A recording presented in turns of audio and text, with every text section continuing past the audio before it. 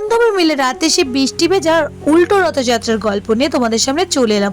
আরে বাবা, গল্প নয়, সত্যি, দেখবে তো তোমরা। আগে দিন আমরা 3 বান্ধবী আর আমাদের মেয়েরা মিলে বেরিয়েছিলাম উল্টো রথের মেলায়। রাতে শহরটা যেন সেদিন নতুন করে জেগে উঠেছিল। চারপাশে ছিল অসাধারণ আলোকসজ্জা, রঙিন আলোয় ঝলমাল করছিল রাস্তা, দোকান, মেলার মাঠ। সেই ব্রিজের ওপর দাঁড়িয়ে মনে হচ্ছিল যেন স্বপ্নের ভেতর ঢুকে পড়েছি।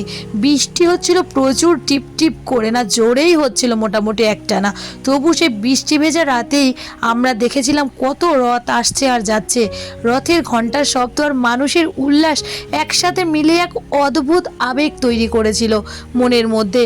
তার মধ্যেই বের হয়েছিল দারুণ দারুণ প্রশাসনের গাড়ির লম্বা লাইন, কীর্তন দলের সুর, ডিজের তালে বাজতে থাকা নাচের দল, নানান রকমের গান। কীর্তনের ধ্বনি একপাশে শান্তি এনে দিচ্ছিল আর অন্যদিকে ডিজের তালে মানুষজন নাচছিল প্রাণ খুলে। দুয়েই মিলেমিশে ছিল অনন্য অনুভূতি। আমরা ব্রিজের ওপরে দাঁড়িয়ে সেই রথযাত্রার আলোকসজ্জার সৌন্দর্য উপভোগ করছিলাম। বৃষ্টির ফোঁটাগুলো গায়ে লাগছিল, চুল ভিজিয়ে দিচ্ছিল, কিন্তু মনে হচ্ছিল যেন সেই বৃষ্টির আনন্দটাকেও আমরা গভীর করে তুলে।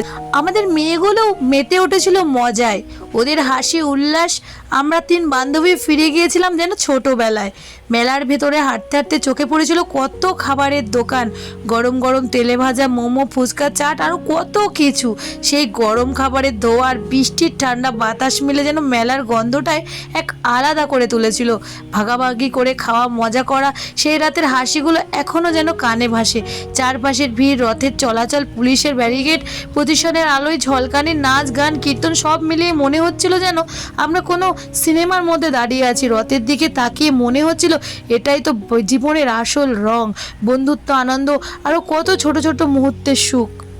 রাত যত গাঢ় হচ্ছিল, বৃষ্টি মোটামুটি হয়েই যাচ্ছিল একটানা, তবু সেই আনন্দ একটুও কমেনি। রথ দেখার উত্তেজনা, ডিজের তালে নাচ, কীর্তনের সুর আর আলোকসজ্জার ঝলকানি, সব মিলিয়ে এক আলাদাই অনুভূতি ছিল। সে যখন ক্লান্ত হয়ে বাড়ি ফিরছিলাম তখনও মনটা চাইছিল এই রাতটা যেন শেষ না হয়। ভিজে চুল, ভিজে জামার, ক্লান্ত পা নিয়েও মনে হচ্ছিল এই রাতের গল্পটাই হয়তো জীবনের সবচেয়ে সুন্দর গল্পের এক অংশ হয়ে থাকবে। শেষের দিকে দাঁড়িয়ে মনে হচ্ছিল এই রাতটা শুধু একটা রাত নয়, বনগাঁর মাটিতে লেখা এক অন্য রকম গল্প।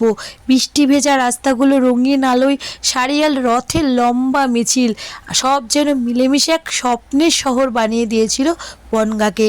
চারপাশে নতুন মানুষের ভিড়, দোকানের হাঁকডাক, কোথাও কীর্তনের সুর, কোথাও আবার ডিজের তালে নাচছে তরুণ তরুণী। আর আমরা দাঁড়িয়ে আছি সেই বনগাঁর উল্টো রথযাত্রার মাঝখানে, ক্লান্ত শরীর, ভেজা চুল, আর তবুও চোখে মুখে সেই অপার আনন্দের আলো। মাঝে মাঝে হাওয়াটা ঝাপসা এসে ভিজিয়ে দিচ্ছিল গায়ের শেষ শুকনো কাপড়টুকু, তবু তাতে আমাদের হাসি থামেনি। বনগাঁর উৎসব যেন আমাদের মনে করিয়ে দিল জীবনে আসল এভাবেই সুন্দর হয়। ছোট ছোট হাসি, ভাগাভাগি করার সুখ, বৃষ্টিতে ভিজেও থামতে না, আনন্দর জন্যই।